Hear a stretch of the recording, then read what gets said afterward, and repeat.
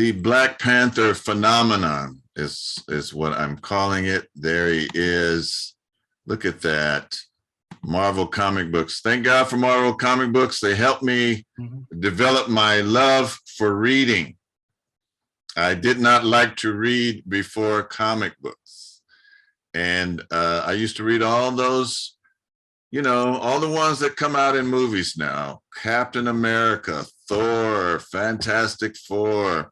Yeah. And it was in a Fantastic Four episode or issue that they first mentioned the Black Panther. And I really got into his story because he was a Black studies teacher in high school, but you know, that was his cover.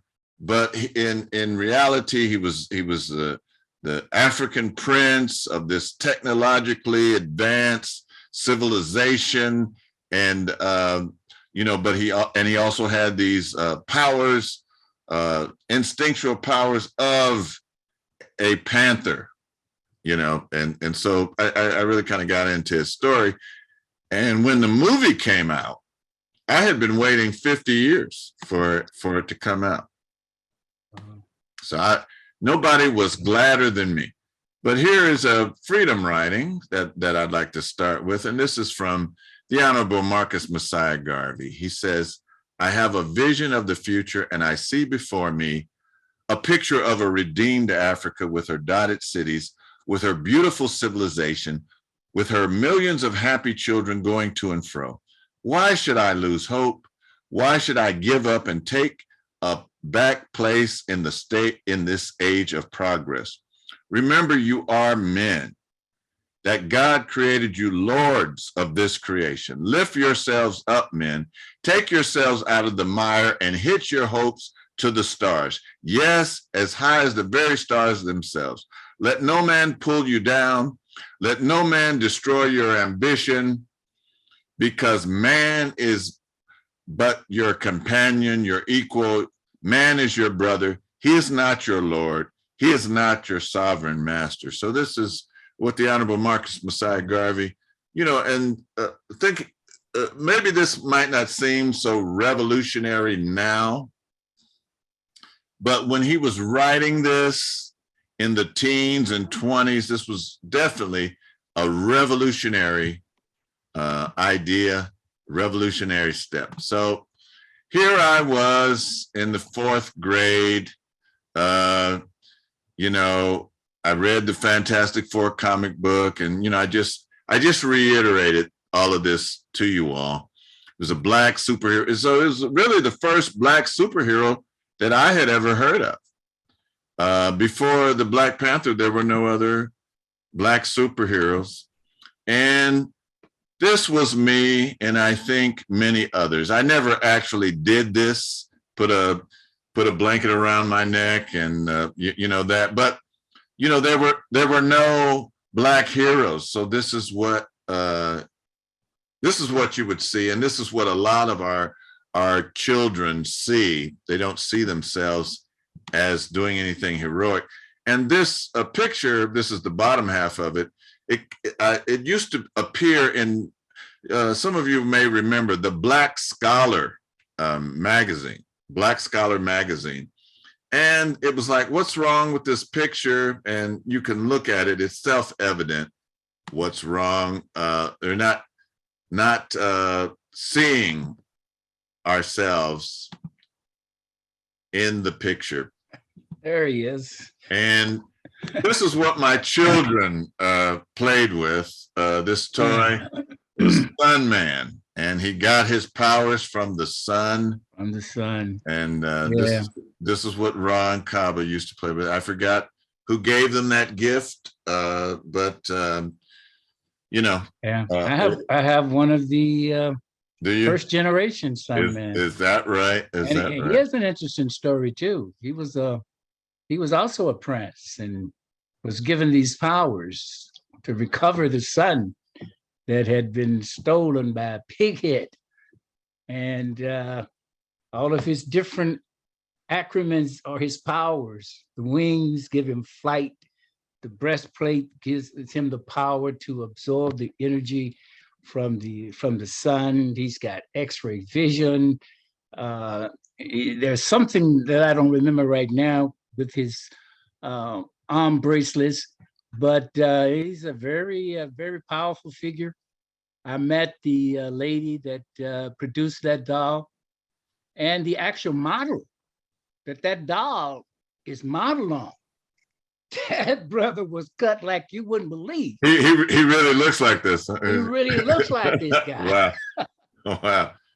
So I had a chance to meet him, and I said, man, we gonna get in shape. He flexed a couple of times and said, I'm working on it. Wow. Well, you know what? Thank you, Kat, because I did not know that story. You know, the boys just played with it, and, you know, it came in a package, and I don't even know if they read it, but that's one of their toys. And then we used to, as a family, we would watch the Justice League on Saturday, and they had a black Green Lantern. His name was John Stewart. And so the boys really got into that. But this guy here, this is a real, he's known as a Sangoma. This is Credo Mutwa. And maybe some of you have heard of him.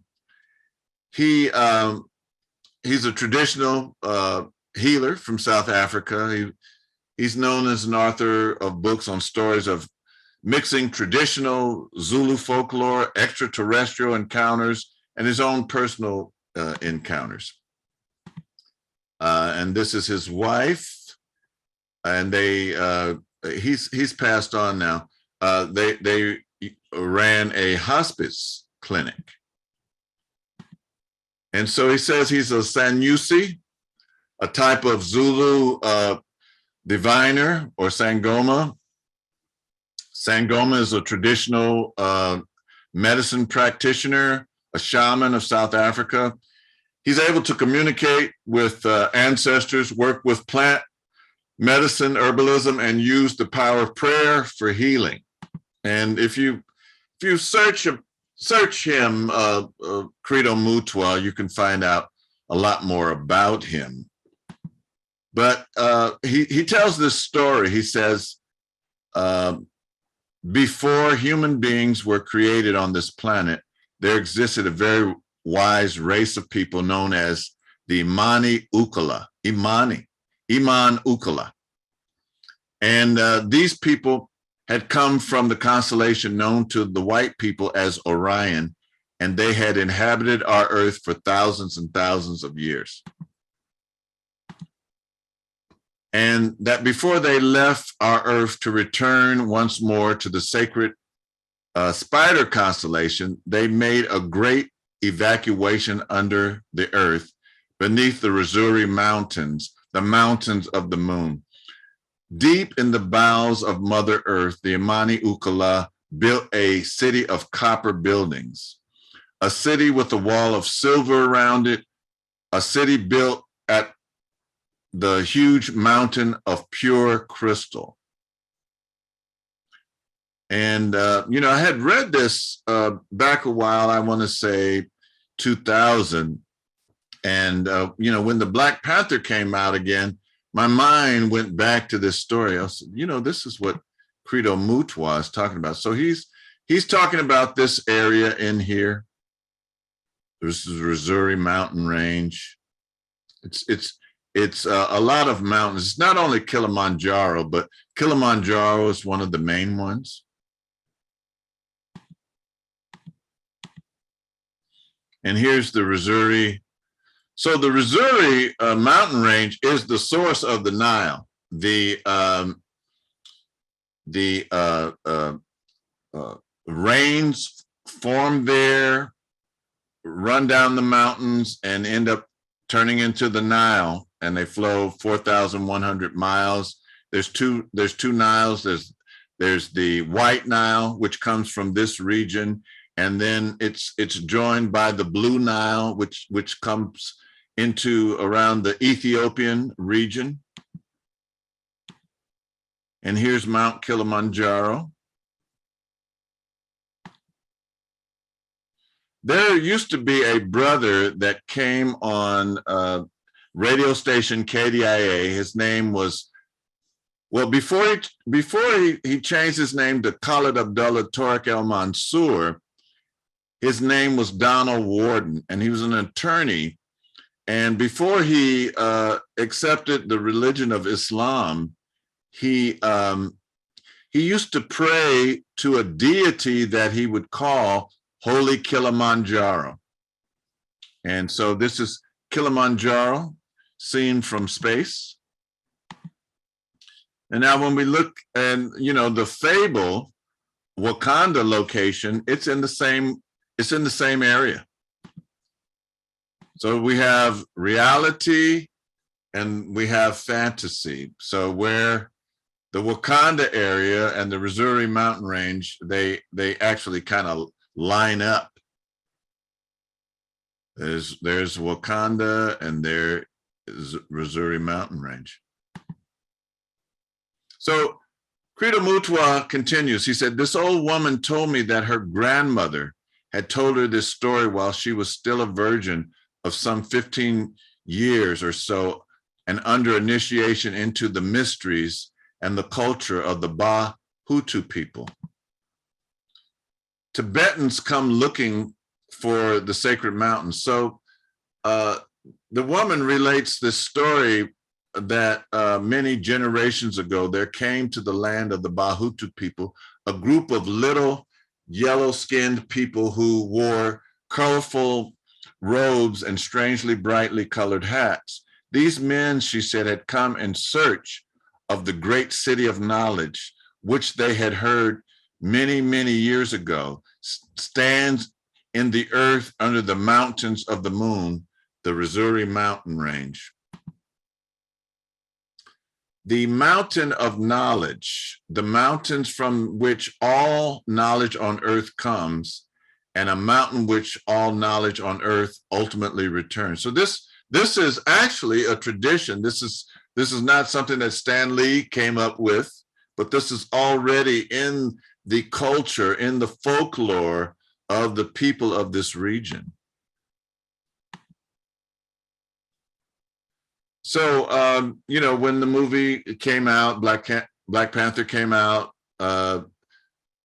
people started, focusing on the Wakanda name. The name Wakanda is also a Native American Sioux name, and it means inner magic power. And here is kind of like what Garvey is talking about. Africa with its beautiful cities. Wakanda, a supernatural force similar to mana, believed by the Sioux to pervade animate and inanimate objects in varying degrees, sometimes giving them extraordinary powers. Now, we talk about this. We actually had this in our meditation.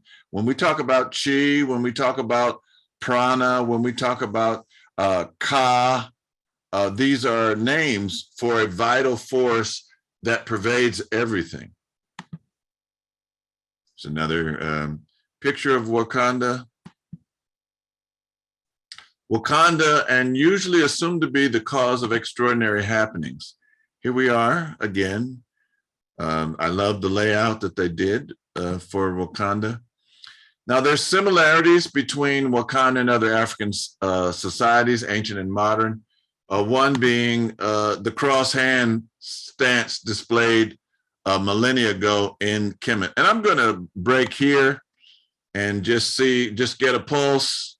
Is everybody all right? What's going on? What's happening? All right, somebody, okay, thumbs up. Because, you can be talking and people are like, God, I wish this guy would stop. So, Bill, I'm going to make you a co-host. I'm going to make you a co-host, Bill. And there's a number on here, and whoever this is, area code 313-433-5676. Would you mind turning on your camera or identifying yourself? That would help us. just to know who you are, it would be good. So we would like to see who you are, if you wouldn't mind. Okay. Yeah, because I've seen that number before too, Baba. You've seen the number. Okay. Yeah, So I've seen that number before. Minister Imhotep, pardon me. Yes. Sorry. Yes. Yes, I have two guests on.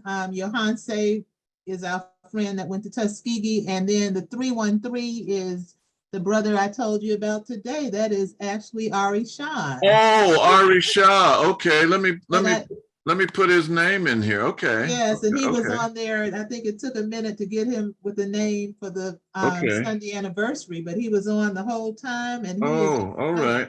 All right. Hey, good to meet you, brother. If you take your self off mute, I would love to chat with you. Anyway, I'm going to keep going. Hey, Michelle, how are you? Good to see you.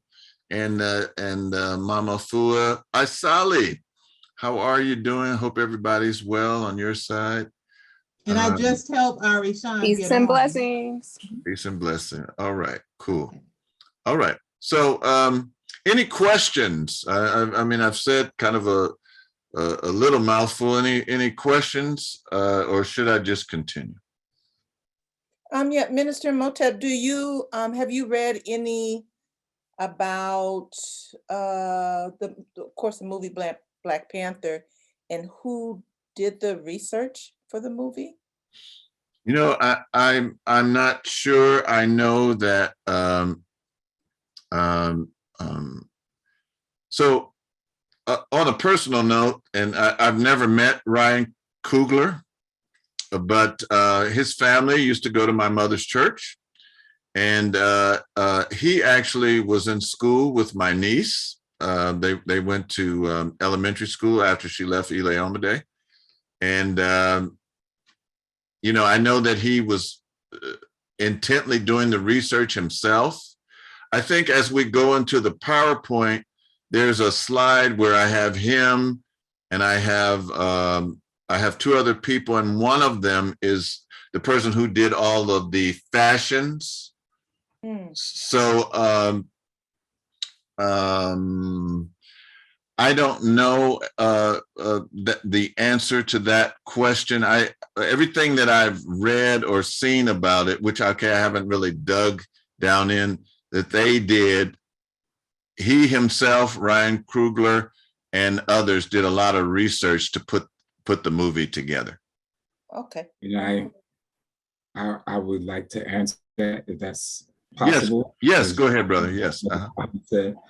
Well, yeah, Kruger and them kind of wrote the story, but most of what we have seen in Black Panther was already written back in 1963, 1962 by Marvel Comic. All of the Vibranium, the technology, the idea that they wouldn't share their technology with the world because they thought the world was too violent and immature. I mean, all of those concepts was already written into the story back in 1963, 1961, somewhere around that. But the imagery that you saw, that was kind of researched by the sister that was the stylist and Kruger. I think it's a Black architect that designed that was a part of designing the city itself. You know, that it was kinds of stuff they came up with the storyline, and they changed a little bit of the storyline, which is a part of Ta-Nehisi Coates was the writer, I think. Yes. Yeah, he was the writer for a little while, and then for some reason he ended up leaving.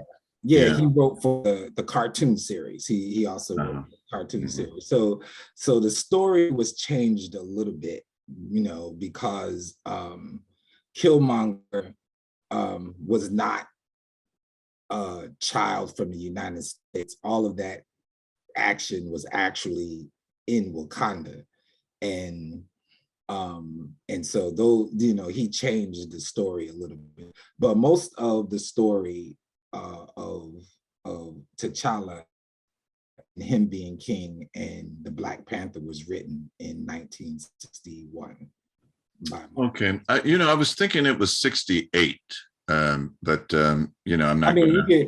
I know what supposedly the Marvel comic came out 1 year before the Black Panther Party started. Now I don't know when that is, but I know that part. Yeah. So I want to say the Black Panther Party started in 1966, and Stan Lee. He was kind of writing for the times, he would kind of include that in there. This is one thing I heard, and, I don't know 100%, but when you look at the story of the X-Men and the dichotomy of Professor X and Magneto, that Professor X represented Martin Luther King and Magneto represented Malcolm X, because Magneto was like any means necessary, and Professor X, he was like, no, let's live with them. And so there's some subtle things that he kind of put in the story, or so people say. Thank you, Johanse. Johanse, am I saying your name correctly, brother? Yes, you are. You're probably one of the very few people that pronounces it correct the first time. Well, I had help from Judy. So, all right. But you're right about the Malcolm X and Martin Luther King. Stan Lee, actually, that's what the characters was based off of. So you're right. Okay. All right. Cool. Okay. I'm gonna move on unless somebody else has another comment. I have a question, Minister Imhotep. Excuse me for the interruption. Ari Sean is having difficulty trying to get unmuted. He said there's a star. He's on his phone, and I don't know if anybody has a quick way. He clicked on the star. He said last time that unmuted him on the call on Sunday. Bill, can you help Ari?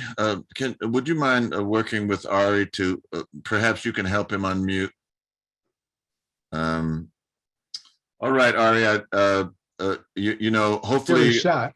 Okay, thanks, man. All right, or Jeff, maybe one of you guys can work with him, because I just found out about Ari today.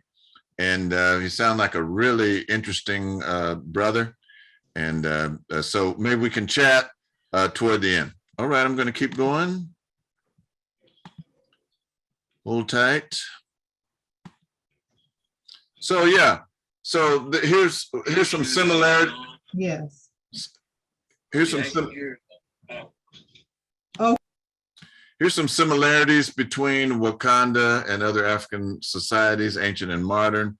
And of course, one of these things is the cross hands. This is displayed not only in ancient Kemet, but it's also displayed in other African cultures.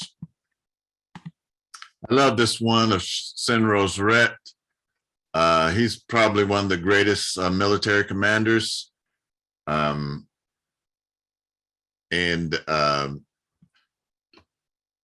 Obinga, to me, he kind of resembles Dr. Obinga. That's just me. You might not see that, but that's what I see.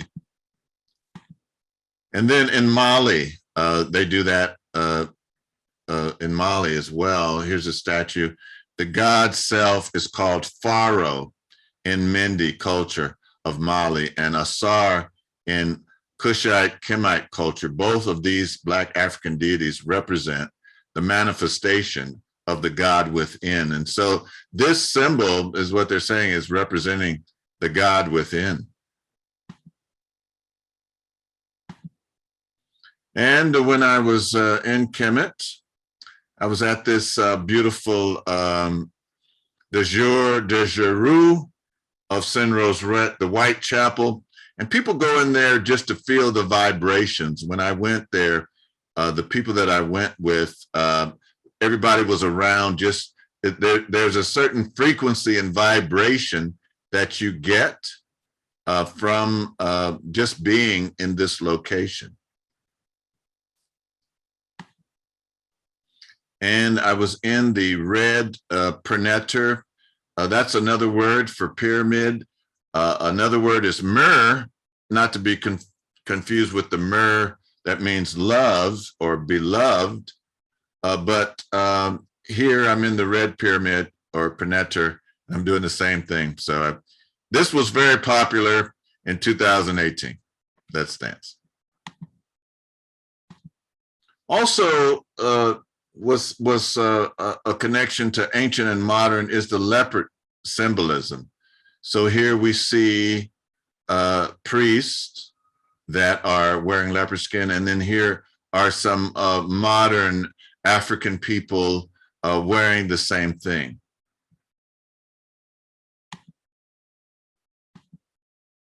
And here's a priest wearing the leopard skin, and here's a brother, a modern day brother wearing the leopard skin. And here's another priest wearing the leopard skin. So it's a motif that was very popular in ancient Kemet and other places in Africa. Here is King Tut actually riding on a panther. And this leopard is found among King Tut's treasures. And I got this one, let me go back. I got this one from watching Astro Kwesi's African origin of Christianity. And he said that he was in the British Museum, and he came in with all his cameras, and he saw a brother there that worked there, and he said, well, what you getting ready to do? He said, I'm trying to tell my story, our story. And he said, well, let me take you and show you this. And he took him down in the basement, and here's this representation of Christ, and he's wearing the leopard skin. And here, before they depicted Jesus, the Christ, or Yeshua, hanging on a cross, he would have like a lamb or a ram around his neck, and here's another motif in Kemet. And then, it evolved into Greek iconography. And then, of course, okay, this was in Vacation Bible School, this one. All right. I found this one here from the catacombs of Domelita. This one here, Black Christ, and he's carrying a lamb on his neck. So there's a study guide. This church, this pastor of Trinity United Church of Christ in Chicago, they put together a study guide, and here is the website for it. I'm not sure if the link is still good, but you can do a search on just the term Black Panther Study Guide. So it gives some facts and things about it. So here is, Johan said, this is what I was talking about. So here, there's the poster for the movie, Ryan Coogler, the director, and then this brother here, Joe Robert Cole, was the writer. So he included a lot of things. And then this sister, Ruth Carter, was the costume designer. Let me see what someone has placed in the chat. Okay, I see. All right. All right, as we continue, and then somebody, I think it was Johan say, mentioned the Black Panther cartoon, which, okay, I'm a nerd, so I used to watch that too when it came on BET, and this is what this is kind of like part of their story. The West is asking for access to their minerals, and he's saying, hey, they're not for sale. You guys are not responsible. You guys are irresponsible. You're not ready to receive the scientific information that we have. And now, you know, because after the Black Panther came out, somebody put this out. They actually put vibranium on the periodic table. So I think that's wild. All right. So the story on vibranium found in Wakanda absorbs sound waves and other vibrations, including kinetic energy. It absorbs sound waves, vibrations, and it makes this metal stronger. It was discovered by the Wakandan ancestors. Vibranium, to protect this resource, they concealed their country from the outside world. T'Chaka funded his country's education by occasionally selling off minuscule quantities of the metal. As a result, Wakanda is one of the world's most technologically advanced nations. If only that were true. So from science fiction to practical applications, now you might say, well, why would you bother dealing with something that has to do with fantasy, science fiction? But that's how things come about. Everything that is in the world, think about this, everything that's in the world comes from an idea. Somebody thought of it, and then it was brought from the unseen into the manifest state. So back in the day with Star Trek, Captain Kirk had his flip phone, you know, beam me up, Scotty. And then years later, the flip phone, they were actually using a flip phone. And then again with Star Trek, Captain Picard had a tablet, and then Steve Jobs created the iPad. You know, they had this screen. I know they had a screen like this on the Jetsons, and now we use these screens all the time. And this is like actually one of my favorite Star Trek series, Deep Space Nine. Really good. Avery Brooks did such an excellent job. And in some of those episodes, they guided their spaceships that way. And now you have these Google glasses today. So just because it's science fiction doesn't mean that it can't be brought into practical application. And my thing is, I think that they're actually preparing you for what's coming forward. You know, when I watch movies, I study movies. Richard Pryor had he had an album called Bicentennial Nigger. And in that album, he said, he asked his audience, he says, has anybody seen Ryan's Run?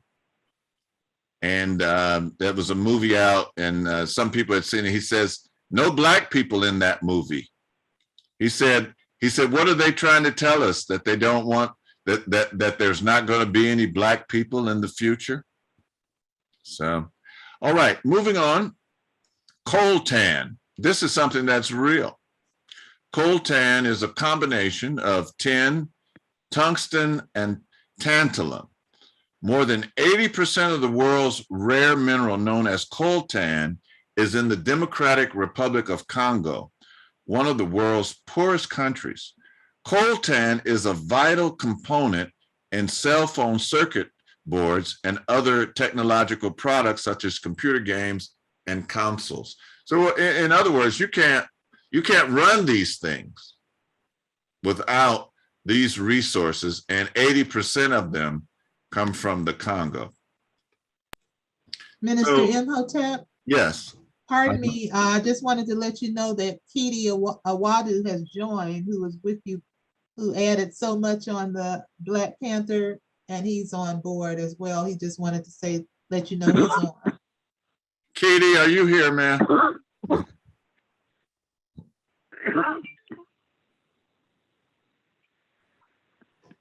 Yes, I am here. I hope that you can hear me. I can Yes, certainly hear you. You sound great tonight. yes, brethren. Yes, I'm glad to see you. How are you? We black and we shine. We shine like the noonday sun. Thank you, Judy, for the invitation. True, true, true, true.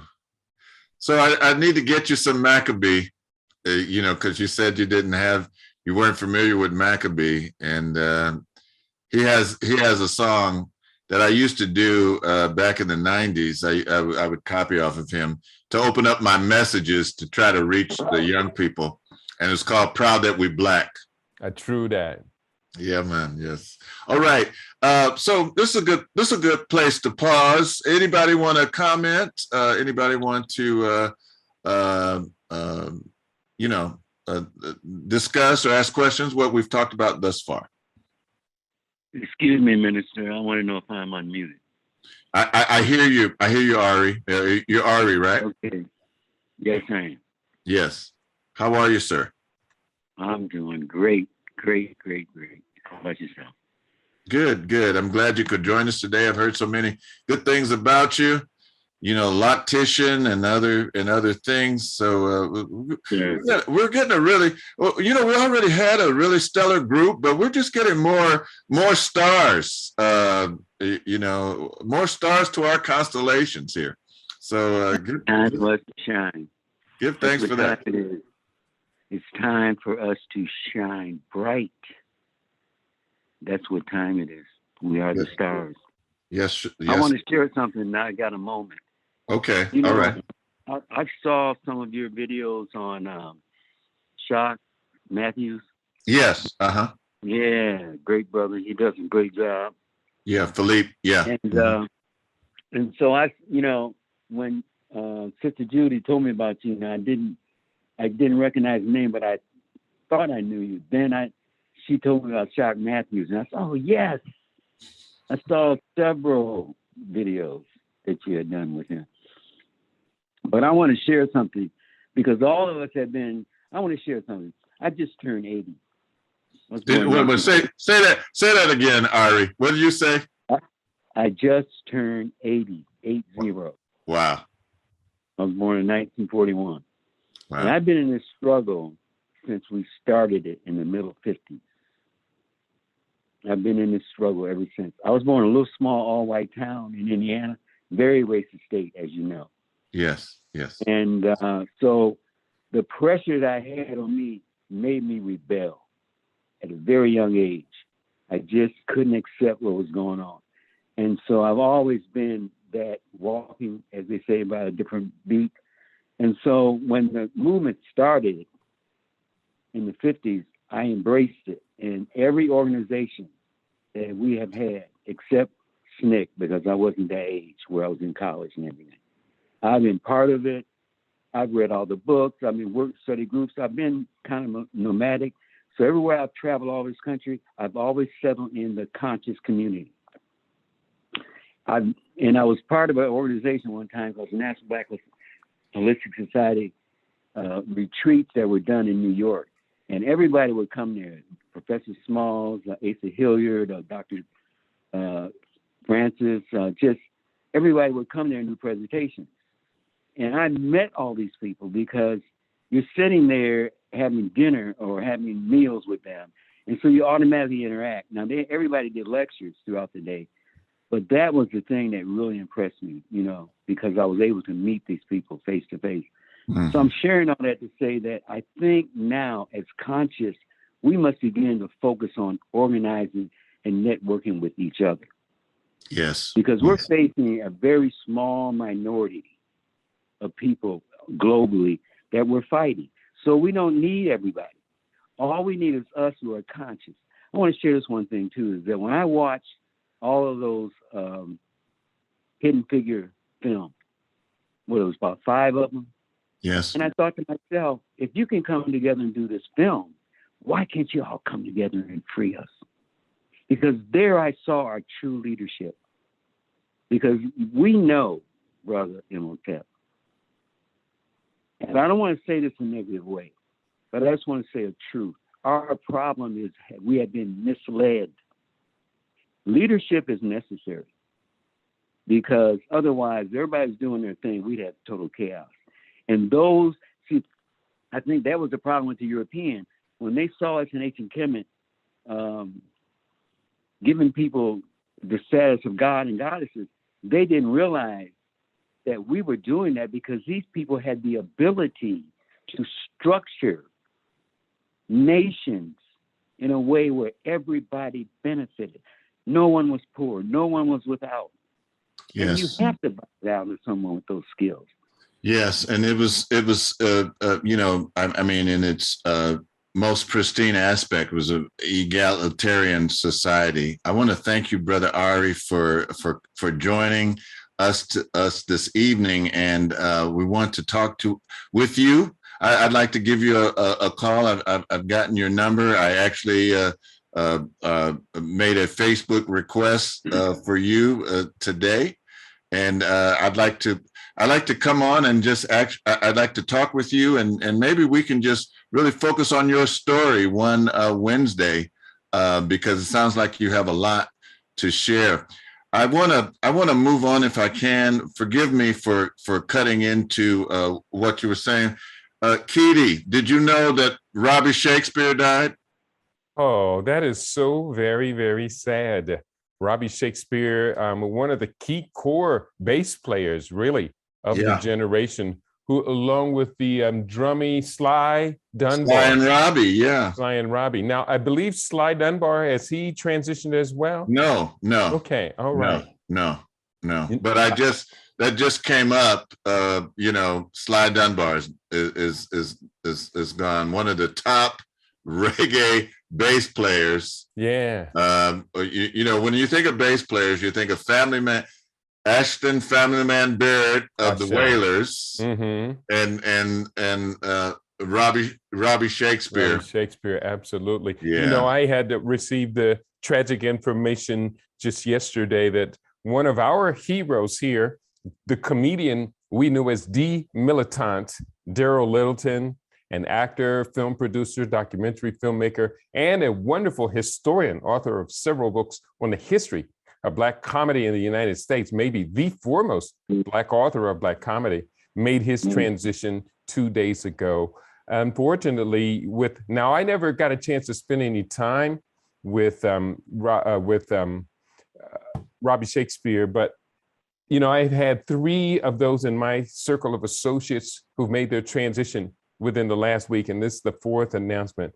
I just want to remind us all that life is precious. We all have something incredibly valuable to contribute to society. So let us all say ashe and praises to our great ancestors as they make transition. But we've also got to make the best of our time.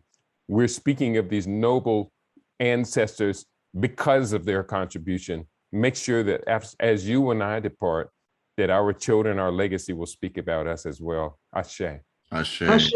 Also, I just wanted to, you know, just on this note, Reverend Mary Kara passed away on Sunday as well. Yeah, he was one of my principal jegnas. I've spent a lot of time with Mary Kara. We stand upon the shoulders of giants as we reach for the stars. Thanks. May they continue to feed us from those lofty plains, though we see them not. That is a quote I got from Malefi Asante. All right, I'm going to keep going because I want to. No, there's all right. All right. So glad to see Minister Makalisi. Minister Makalisi was under some heavy manners yesterday too, fighting and battling racism in the schools in Virginia. So we're glad that he's able to join us today as well. It's always something happening in the United States. So I found this article. It's from coltan to vibranium, how Marvel's Black Panther mirrors real life issues in Africa today. It was done by Tom Bacon, and it talks about coltan. Coltan is a dull metallic ore found in the Congo. When refined, it becomes a metal called tantalum. This is for you, Bill. A heat-resistant powder that can hold a high electric charge. It's a vital component in modern capacitors and is used in almost all laptops, cell phones, and pagers. So this is the real vibranium, coltan. And, you know, it's interesting, it's tragic that it's coming from the Congo, because the Congo is full of atrocities. And we don't want to talk about necessarily what the Portuguese did, but we could, and their interaction with the Congo. But let's just start with King Leopold's in this book. A really good book if you can find it today. King Leopold's Ghost. King Leopold killed over 15 million Africans. We're told we should focus on Hitler. And okay, Hitler killed 10 million people. But what about this person, King Leopold, who killed 15 million?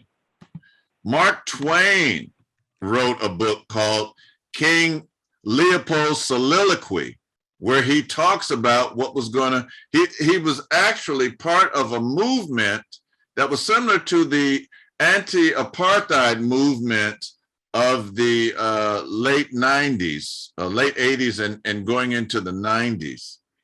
And he was against what King Leopold was doing to Black people in the Congo. So King Leopold was part of the Berlin and Belgian Conference, and where Africa ended up being cut up into this jigsaw puzzle. So this is the way Africa looked before, around 1870 with these colonizers. But then after the Berlin Conference, you had all of these Belgian, East German, the French, so they carved Africa up into this jigsaw puzzle. And now it's all messed up. And you know the word I want to use, but there are ladies present of corporate entanglements. So not much has changed. This is the continent after the Berlin Conference, and we actually have been made to think that we have freed Africa, but really it's still colonized and set upon and exploited. These are the natural resources. These are just some of them. Iron ore, petroleum and natural gas, gold, coffee, tea, copper, diamonds.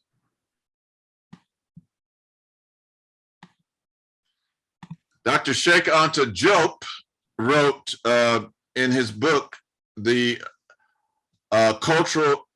economic and cultural basis for Black Africa, the economic cultural basis for a federal state. And in this book, he talks about the hydraulic power, solar power, atomic power, thermonuclear power, wind power, thermal energy of the seas, tidal energy, global heat, volcanic thermal energy, geothermal energy. Congo's ice-story is filled with atrocities. They would cut people's hands off if they did not collect enough rubber. This is contained in the book King Leopold's Ghost. And here's a father looking at the severed hands of his children. And these people were forced, you know, here they are, and then they had to pose for these pictures. Here, and this one here, these pictures here at the bottom, see, we were made to do this to each other. Here they're holding the hands that they cut off, and here's somebody, you know, oh, I'm not gonna make that comment, but here's somebody wearing a fez, and he's whipping a brother. You know, they made us do this to each other. If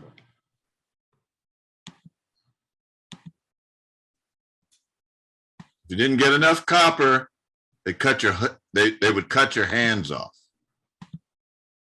And then Patrice Lumumba, he was overthrown with the aid of the CIA and colonial powers. And here, the brothers,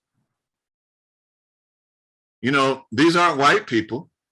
These aren't Europeans. We're doing it to each other.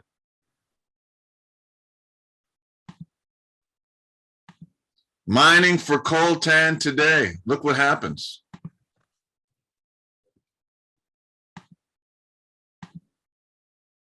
Mining for coltan. And I know that you know that they are not getting compensated for this valuable resource. Even children are used.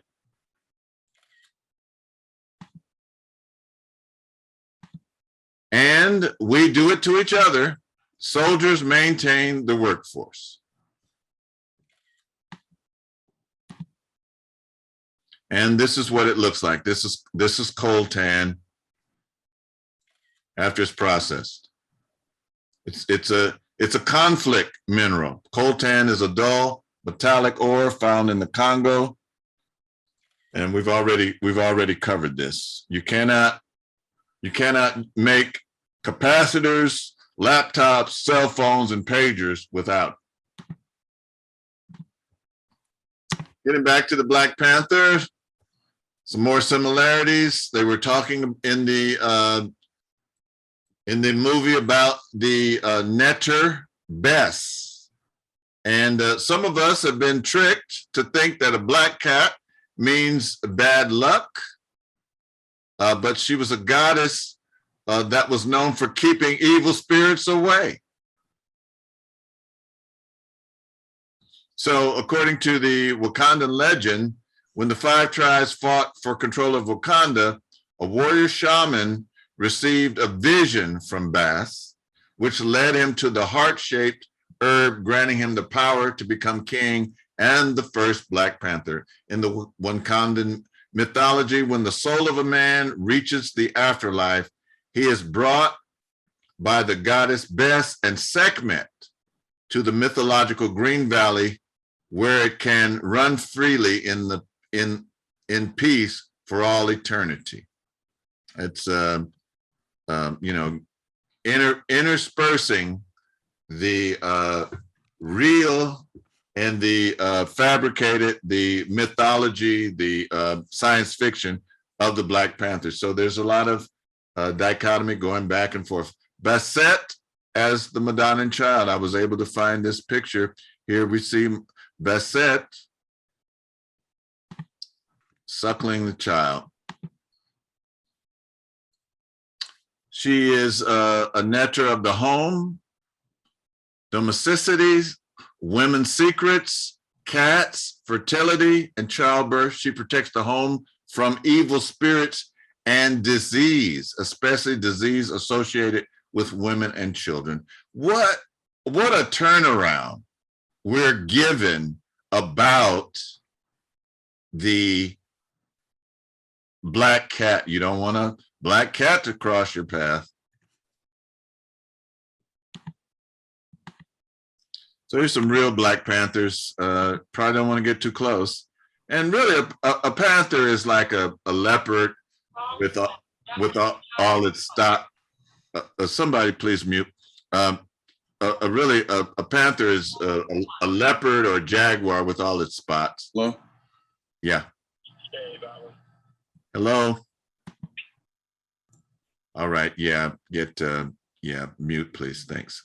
All right. Now, you know, they make things over and over all the time. So there's this movie. It's called King Solomon's Mines. It was made in 1951. Deborah Carr and Stuart Granger. And so here's a still shot of a king from King Solomon's Mines. And this is all in King Solomon's Mines. So what happens in this story of a Watusi king, and you know, Dr. Sheikh Anta Diop shows us the comparison of this hairstyle.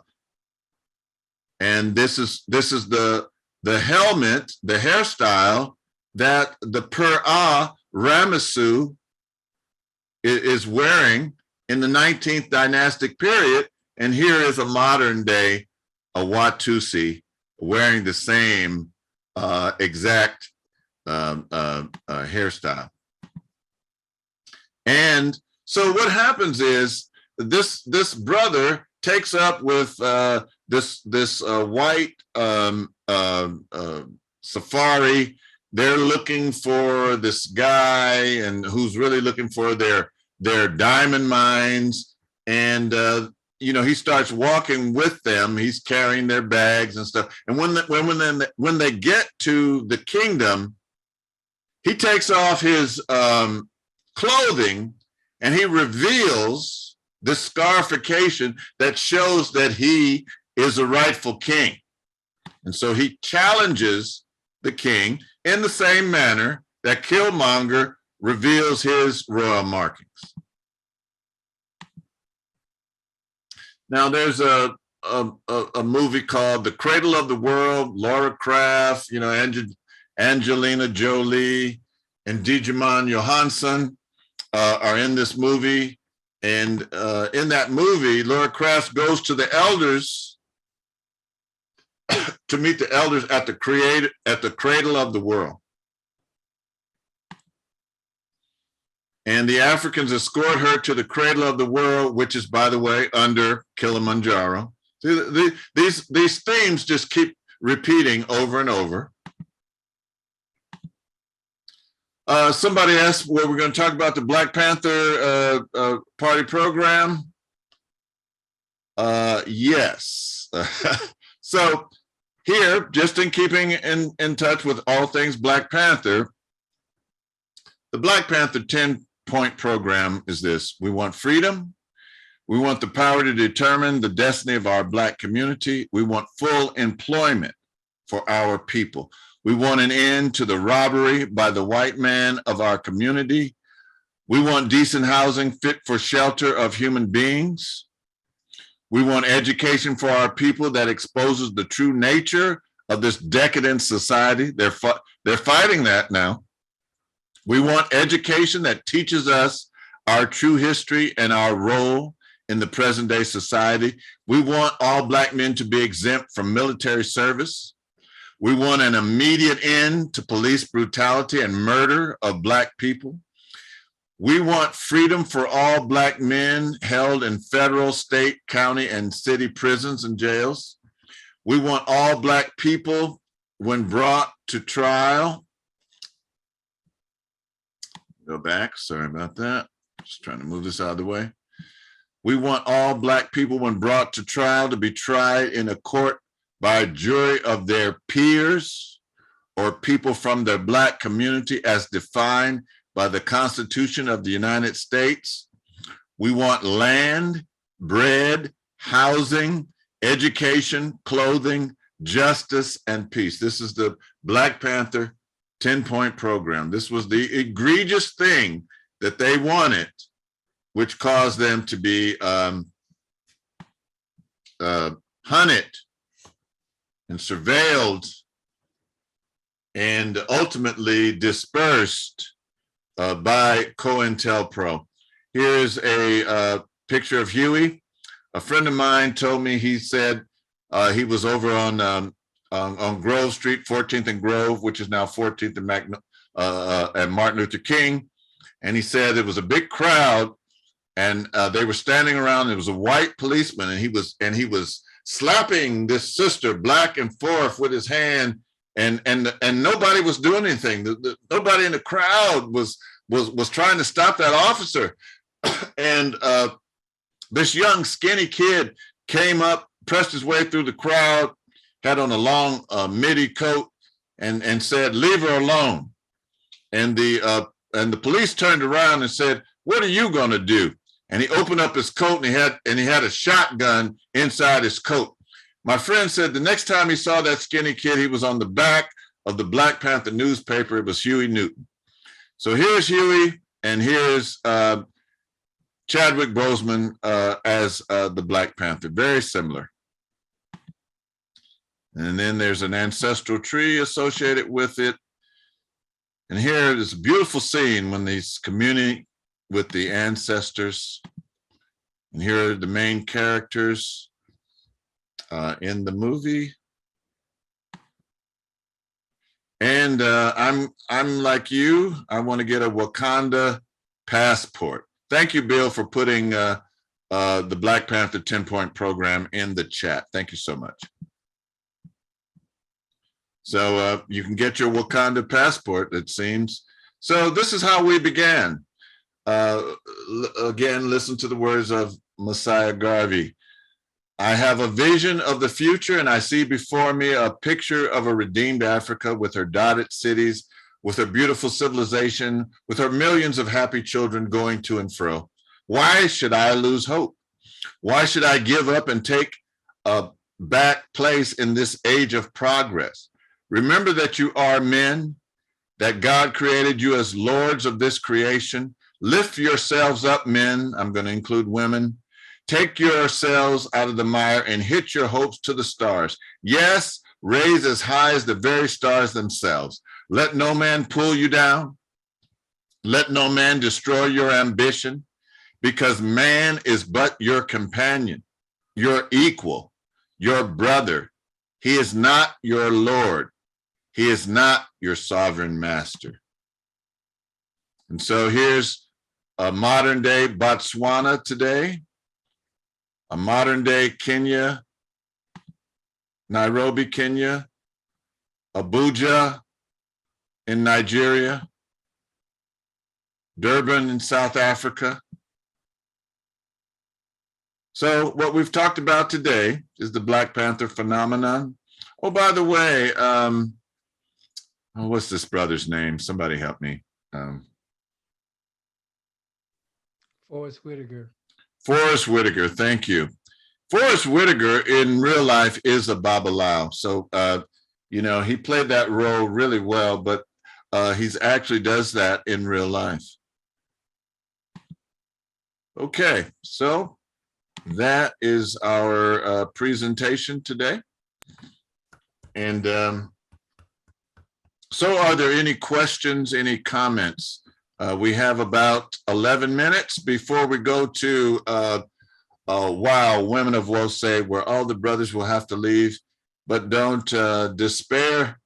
It's something good. The women need to meet, and the men do too.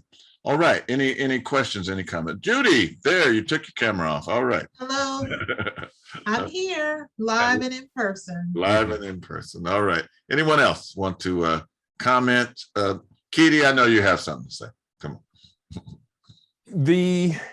I don't know if you spoke about this earlier. There is a follow-up movie to the Black Panther that's due to be released 11/11/22. I don't know if I brought this up the last time we spoke. I may have. We know a year in advance that the movie is coming out. Is it possible we could put together some strategic initiatives, plural, that would engage all levels, all aspects of our community, from the elders to the young people, from the technologists to the artists and the filmmakers, that we could put something together and be prepared to capture the excitement, the momentum as that movie comes out? I think that's possible. That's certainly possible. Yes, we should outline something and we should get it rolling. You know, we have such great tools. You know, the internet, social media. There are things that we could get started in that regard. Yes, yes, indeed. If I could just follow up briefly, I was very fortunate the month that the Black Panther movie came out, February 2018, I happened to release the most ambitious book that I had ever written at that time, called Futurenomics, Preparing Your Enterprise to Compete in the Global Economy. And I was really, really proud that the book came out just about 2 weeks before the movie came out. And when I saw the movie, I saw it 2 times in the first 4 days before taking detailed notes on what it was I saw. I was very proud to say the book essentially is the companion to the movie. Unfortunately, I didn't have enough of a marketing scheme in place to be able to really convince more people to actually read the book.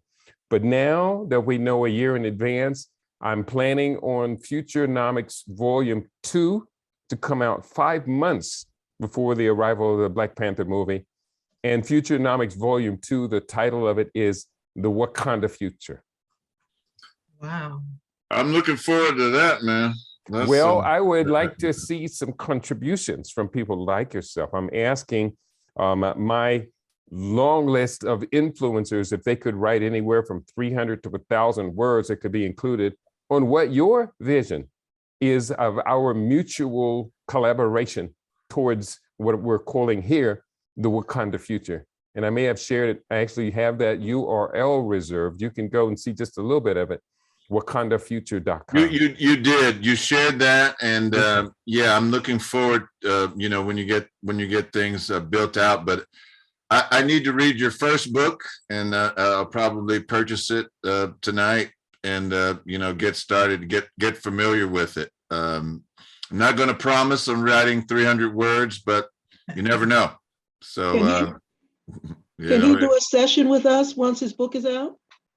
Did you hear I that, can do Edie? a session with you at any given time. I have PowerPoints on all of my books. I just did release, and actually, believe it or not, just today in the mail, I don't know whether you can see this on the camera, my 42nd book. This is the galley print, just arrived.